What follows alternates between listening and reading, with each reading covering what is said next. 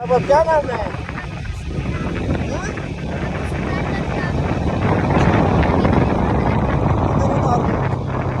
इतनी दूर आते हो आप? ओए होए, गाड़ी नहीं आती तो फिर आप पैदल आते हो? ये कितनी गर्मी है, इतनी गर्मी में कैसे आते हो बेटा? अच्छा अच्छा, बस इधर उतार दूँ? अच्छा एक मिनट, मैं भी आपको उतारता हूँ, ठीक है?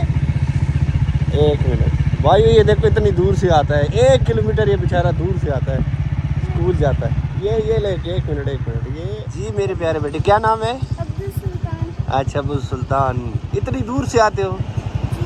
अच्छा, क्यों गाड़ी नहीं है? गाड़ी नहीं आती बस। अच्छा अच्छा, बस नहीं आती है, ठीक ठीक। आप इतनी दूर से आते हो, गर्मी नहीं है? अच्छा गर्मी है। अबू क्या करता है? और बैंक में होता है।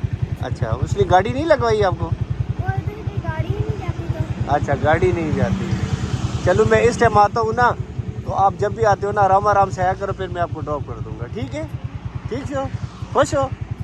चलो जी, ओके।